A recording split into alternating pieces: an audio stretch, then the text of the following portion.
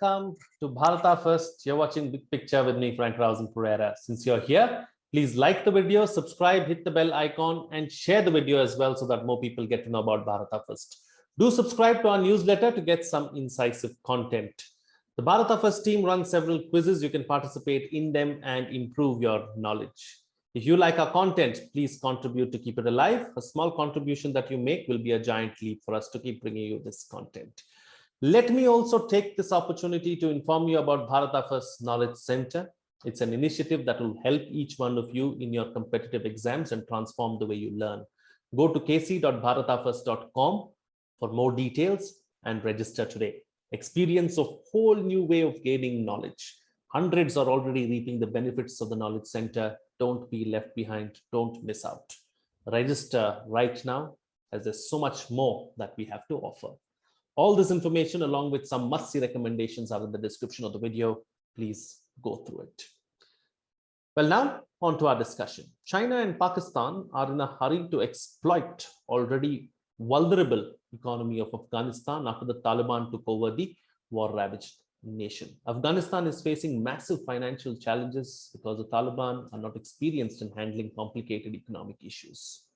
In an attempt to take advantage of the situation in Afghanistan, Pakistan and China have already revealed their plans. Most recently, Islamabad announced to trade with Afghanistan in Pakistani rupee. For using its own currency in the trade, Pakistan's Finance Minister Shaukat Tarin has cited the dollar crunch in Kabul as the reason. As per media reports, he has even offered to help the Taliban to fill up the technical positions that are currently vacant due to evacuations by Western nations. Additionally, China's communist regime has also started tempting the Taliban. Recently, the Xi Jinping-led government, which is known to lend money, has vowed $31 million to kickstart the Afghan economy. In return, the Taliban have reportedly shown interest in collaborating with Beijing over one of China's biggest projects, the Belt and Road Initiative, or the BRI. China will be the largest beneficiary considering the Pakistani economy as well as its currency already completely relies on China. In this edition of Big Picture, we will analyze China's Af-Pak axis against India. Joining me on the program today are Shubhranshu Pratim Sharma, Foreign Affairs expert, Major General Ashwini Sivach, retired security and strategic analyst, and Ravi Prasad Narayanan, Center for East Asian Studies, JNU. Thank you to all my guests for joining me on this edition of Big Picture. General, let me start the program with you and get a sense of, what's at stake really in Afghanistan, what's happening, and what's China's aim and China's role. Yeah, Frank, the situation in Afghanistan is quite fluid. No doubt about it. Everyone thought Taliban will bring inclusive government, which has not been brought. There is a total imprint of Pakistan. Pakistan DG ISI has been to Kabul, and he who's orchestrated the new government which has been formed.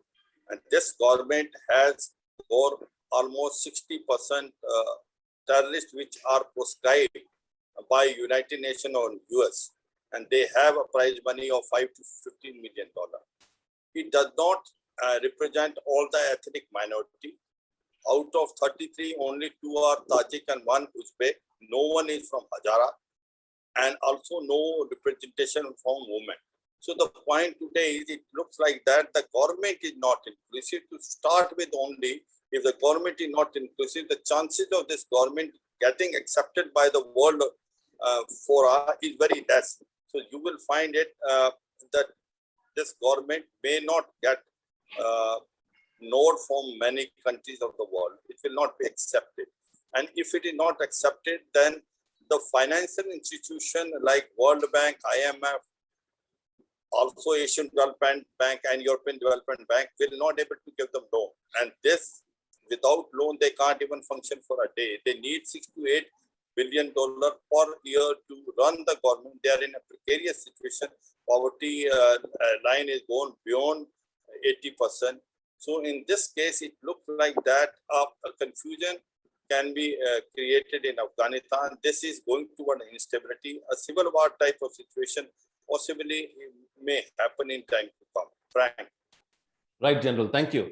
Ravi, let me come across to you now, and let's focus on China and try and understand what is it that China wants out of Afghanistan, because even at the SCO, we saw that, China has been pushing for the Taliban. China has also already agreed to give Taliban aid and quite a bit of aid. So, what's the game as far as China is concerned? Thank you, Frank. On the big picture, surprisingly, my answer to your question is in one word: resources. China is coveting the rare earths and minerals in Afghanistan. And very interestingly, when the former Soviet Union was in control of Afghanistan, they had geologically mapped the whole region and also to find out what reserves of minerals they had. That report they very conveniently handed over to their communist brothers in China. And the Chinese are today playing a very strategic game, thinking to the future, where the world would be determined not by resources of oil and gas, but of access to rare earths. General would be knowing one reason why they have increased their activities on Ladakh is because it is a treasure trove of rare earths and minerals. Zirconium, a rare earth, is present there in the ratio of around 4.3% in certain parts of Ladakh. And why is zirconium important? It is a fuel for nuclear reactors. Second, when it comes to Afghanistan, let us look at Afghanistan not as a country in the Westphalian sense. Let us look at it as a salad of various ethnicities. Geographically, the dividing line are the Hindu Kush mountains. East of the Hindu Kush are the Pashto-speaking people. West of the Hindu Kush are people who speak Dari, which is akin to Persian. There is this fault line in Afghanistan. So we are in a situation where whom do we reach out to? To the Pashtos, Tajiks, Uzbeks, or the Hazaras? And yes, here comes a religious divide. The Pashtos are largely Sunni, but the Dari-speaking people are majority Shia. So we have a Shiite Iran theocracy, and now we have a Sunni theocracy evolving in Afghanistan. So it is theocracies and the role of Pakistan. Pakistan has never got over 1971. And they want to have a strategic reserve or depth way inside Afghanistan. How they're going to manage it is their headache. Right. We have to keep ourselves insulated from any terror atrocities. Period. Absolutely. We'll go into these issues at length and discuss what's at stake for India and Pakistan and all those aspects as well. In the meantime, let me bring in Shubhranshu into the picture. Shubhranshu, there is a sense that China seems to be taking the lead in Afghanistan. The United States is pulling back from this region, and starting from Afghanistan, Central Asia and West Asia, we are seeing the imprint of China. Afghanistan has agreed to join the BRI as well. Where do you see all this going, with China taking the lead here in this particular region?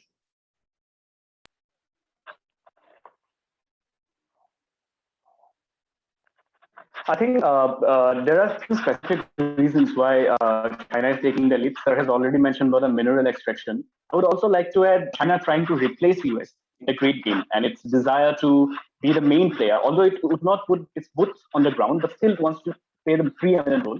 Apart from that, we could also look into the fact that China also wants to expand its BRI projects. It wants to link the CPEC with the western parts, and there's also the Five Nation Highway, so railway projects. So all these projects are there, which China wants to expand. Along with that, it also has fears about terrorism. The ETIM, East Turkmenistan Islamic Movement. So China wants to also deal with those aspects which threaten its security, the Uyghur problem. So I think all those put together bring a specific focus for China in the Afghanistan region. And also with regards to India, let's be clear, it has strategic interest to encircle India. It has strategic interest to put India in a dock. So I think it wants to put Chabahar, the mission, the Chabahar project that we have in a jeopardy. So all these factors are there, but the basic, the going ahead, if we look at China's greater game in this region, we'd have to keep in mind that the fact that China is still playing the preeminent role with the help of Pakistan is going to have great consequences for not just us, but for different countries, be it Russia, Turkey, all these have different stakes here, Tajikistan. In fact, the countries which are not comfortable with this, they also have stake because China is filling the security vacuum, the security deficit that is emerging in Afghanistan, but also that might upset other people also. So we need to keep all those factors in. Absolutely. Absolutely. General, coming back to you now, let's look at Pakistan's role in particular and look at how Pakistan has been going about carrying its business and how dangerous is this axis of Afghanistan, Pakistan, and China going to be for the rest of the world? Frank, first of all, Pakistan had one aim once, Taliban has come into Afghanistan, that Taliban should come in power. And second, India should not have any role in Afghanistan. And it seems that Pakistan is feeling it, that it has succeeded in achieving that. And now you will find it that Pakistan, its western border secure, will concentrate on their eastern border toward India. Now, this is the challenge which is there with us. And 2-3 challenges which are going to come in. One is there are about 8,000 to 10,000 Lashkar-e-Toba, Jaish-e-Mohammed terrorists, which have fought along with Taliban against Afghan forces. They are now available. They are all equipped with modern weapons, and they are now can come to our part of Jammu and Kashmir, and this is a live threat. And you remember in 89-90, when the Soviet Union withdrew from Afghanistan, that time Mujahideen along with the Stinger missile came to our part of Jammu and Kashmir, and that's the time when this militancy and terrorism started and which continue till today.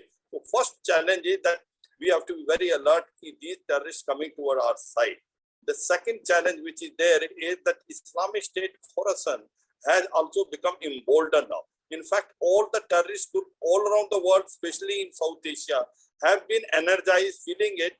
If Taliban can get independence, why can't we get it? So this is a new trend which has come, and this will have adverse impact even in Pakistan by Tehreek-e-Taliban Pakistan, which Pakistan will realize slightly later. But having said so, I said that one is that you will find terrorism increasing on our western border.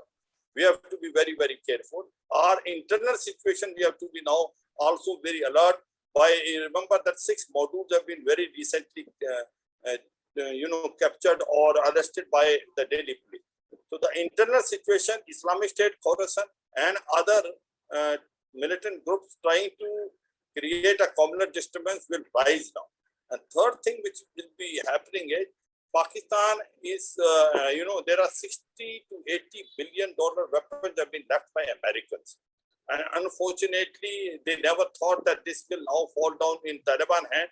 And there is a chance of these weapons coming to Pakistan because Taliban, Afghanistan will not require that many weapons. And these are the most modern weapons, like they have got, the best of Black Hawk as a helicopter. There will be 27 of them which were recently given to them. So possibly it will increase the conventional military power of Pakistan because Taliban doesn't need it. It will come to Pakistan most probably, and Pakistan will manage that. Third thing is that these weapons can also go toward China, where China can do a reverse engine, which they are mastering that. So that threat is up to them. So overall, it looks like that this trio of Pakistan, China, and now Afghanistan ruled by Taliban is going to create a big problem for India. We have to be very alert and alive. Our interest in Afghanistan, which we have invested, I suppose they have been now jeopardized, especially $3 billion which we have invested. Now our projects, which 45 were ongoing, they will be now come to standstill. More than that is $1.8 billion which we have invested in Java. thinking of going toward Central Asian state and connecting with the North-South transport corridor, in case we do not have any contact with a government of Afghanistan, will also come to a standstill. And China is trying to impress upon Iran that Chabar they can do a better than India, and they want to connect Gwadar with Chabar. So that is again a point which we have to factor in, or whenever we are thinking we should be recognize Taliban, Afghanistan or not. This, so I feel that's a huge challenge, and we have to be alert and alive to handle each challenge as it comes. Frank. Absolutely, absolutely. Ravi Prasad Narayanan, coming back to you now. Looking at this axis of China, Afghanistan, and Pakistan, there have been certain sections within, members from the region and stakeholders in the region who have come forward and said that, what Pakistan has done in Afghanistan is not right. They shouldn't be doing this. For instance, Iran has been one of those nations. The Central Asian republics too are concerned about what's happening in Afghanistan. So what's at stake for the region with these three players coming together? Thank you, Frank. Let me speak about Afghanistan first. Let us borrow the divide and rule concept of the British. Within Afghanistan, the Shuras are having their own tussles as to who should form the cabinet, who should be in the cabinet. Second, we have our own people in Afghanistan, beginning with Hamid Karzai Popalzai. Hamid Karzai is the head of the Popalzai tribe. He was educated in Simla. He did his master's in political science at Himachal University. He has been very quiet. The Taliban have not done anything to him. Third is, when it comes to Afghanistan, even if the Taliban say they are in whole control of the country, yes, in terms of personnel and people with arms, yes. But at the average level, one is not sure because no information is coming. A personal digression here is students I've taught who are from Afghanistan. I'm not able to get in touch with them, and all of them are afraid, which is the status of that whole country. Pakistan, I think that time has come when we realize that Islamabad is the notional capital. The real capital is Rawalpindi. And it is time we have a structured debate with Rawalpindi, which will then reach Islamabad later. When it comes to China, economic resources, because where we are falling short, I admit it, is we have not studied economic diplomacy of China properly. Why are they expanding? It has got to be linked with their one belt, one road. Of course, thank heavens, Afghanistan does not have access to the seas, but the Maritime Silk Road Initiative, One Belt, One Road, the international financial system, the New Development Bank, all these things are, you could say, structures where the Chinese want to replace the United States. When it comes to the US, they have revealed ultimately the days of the US as having been the victor of the Second World War, and also in ideological terms, the collapse of the Soviet Union, it is 3 decades plus old. It is time the US realized that the world has changed. And we have a situation where the world is moving beyond the Westphalian. More than countries and nation states and sovereignty, now it has come to realms, where you have realms of influence, which one can see even in our Ladakh.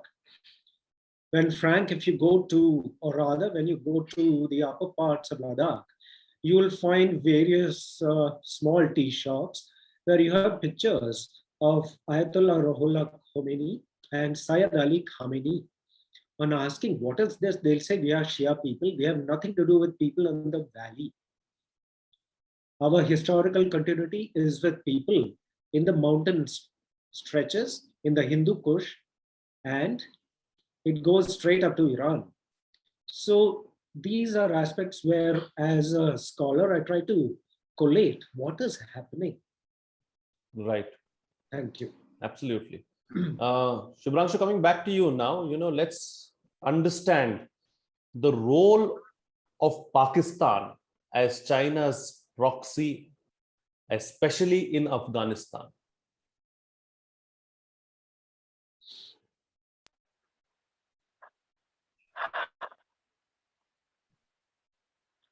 Yes, definitely that's a very important point, because China wants to keep the terrorism at bay, and Pakistan is instrumental in this affair, because Pakistan is directly in touch with Quetta.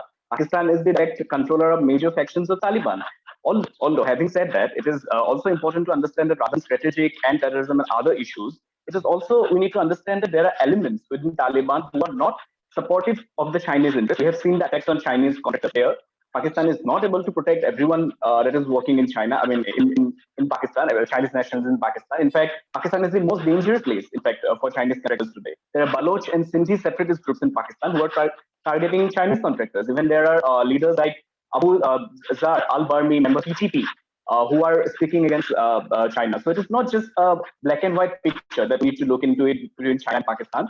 In fact, we need to also understand that China and Taliban's relation go back decades. I mean, in fact, look at 96 to 2001 period. Just on the day of 9/11, China was having some sort of agreement with Taliban. So that it's not just a relation which has come up just because today China is assertive. It has been going on for long. So that axis we need to understand. China, Pakistan, Taliban. Will it pose some sort of threat to India? Of course, India is able to secure its borders, but two front war situation. From Karakoram, Sir will be able to tell it better, but from a limited understanding, that is one challenge due to the emerging interoperability between Pakistan and Chinese army, the optical fibers the Chinese are coming up with, and the better relation between the two armies. I think there we need to think more in terms of strategic issues. And just regarding Pakistan, China's proxy, that is one way of looking at it. But on the broader picture, if India can look into the divides within Taliban, if India can work with other countries to allay their concerns and stuff like that, diplomacy has to be the way, I think, at this point to deal with this issue. Looking at Pakistan as just China's proxy, that is one way of. Absolutely. All right. Points taken. It's time to get quick closing comments now from all the panelists with the best way forward and what's at stake for India. What does all of this mean for India and how do we go forward? General, starting first with you.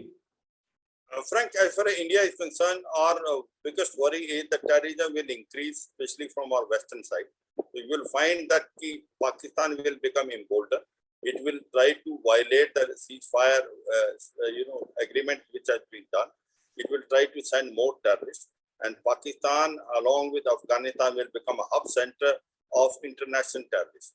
And you will find that not only Lashkar-e-Toba, Jaish-e-Mohammed, it will be Islamic State Khorasan, it will be Al-Qaeda, which will become absolutely much more vibrant in this area, including Taliban Pakistan.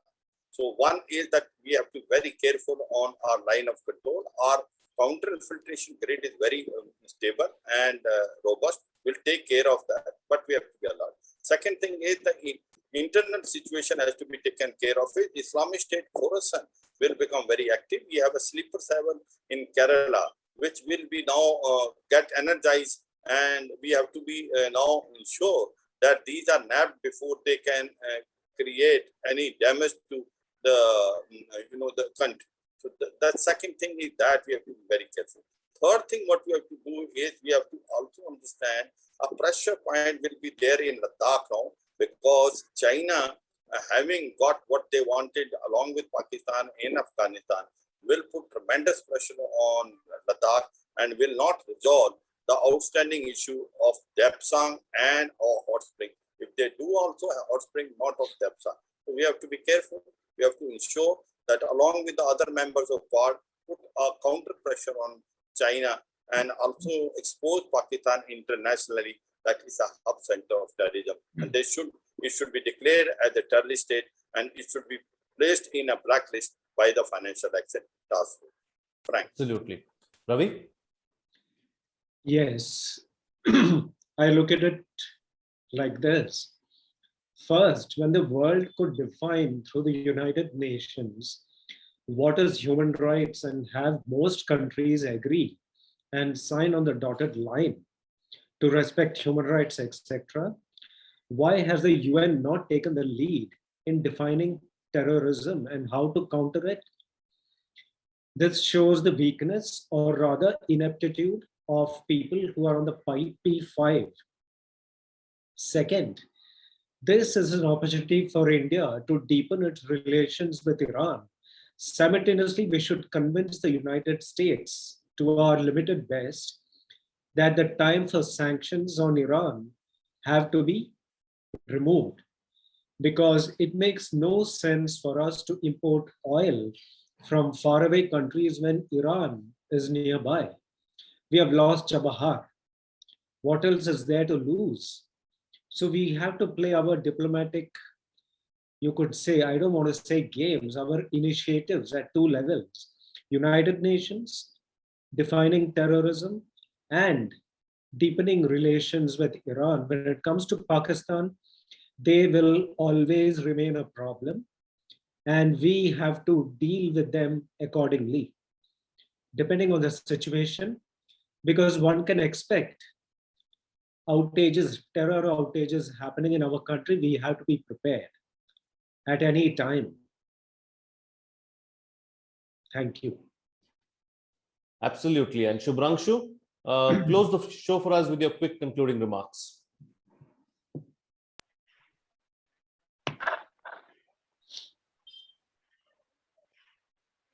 Yeah, so options for India, I think personally, personal opinion, engaging with some sections of Parliament, family is the, I mean, we can't shy away from it right now, but of course we need to keep the umbilical. You're on mute. You know, we need to engage Iranians because, sorry, the audio went off. Should I repeat? Go ahead. Hello? Yes, go ahead. So you can start from the beginning. Hello? Yeah. So regarding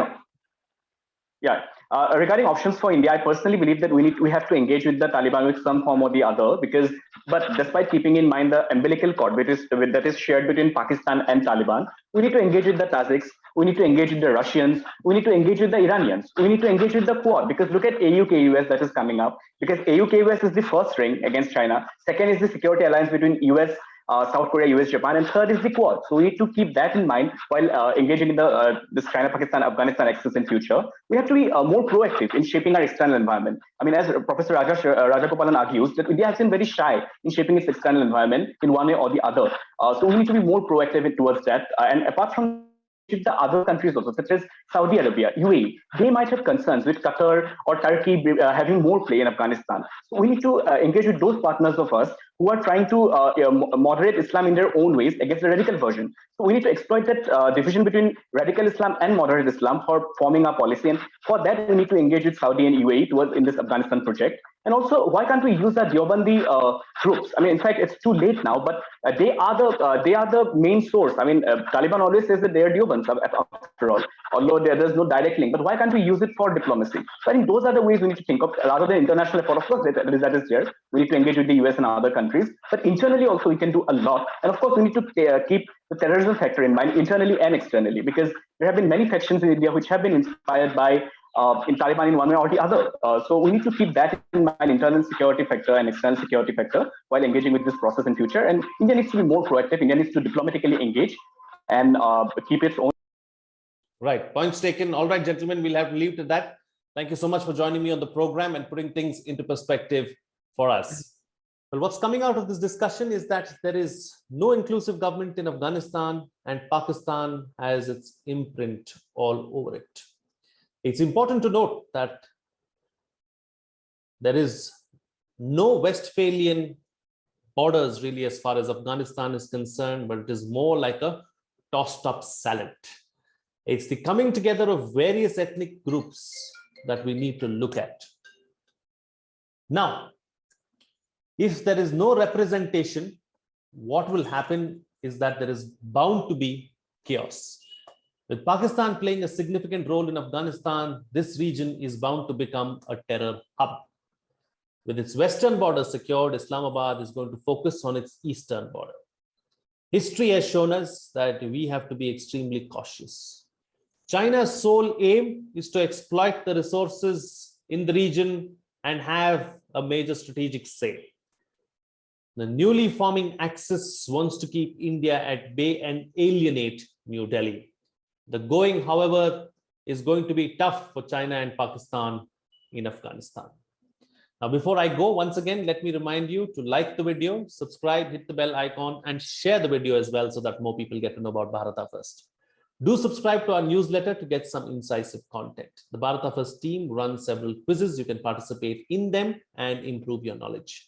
If you like our content, please contribute to keep it alive. A small contribution that you make will be a giant leap for us to keep bringing you this content. The details are in the description of the video. Please go through it. Let me also take this opportunity to inform you about Bharata First Knowledge Center. It's an initiative that will help each one of you in your competitive exams and transform the way you learn.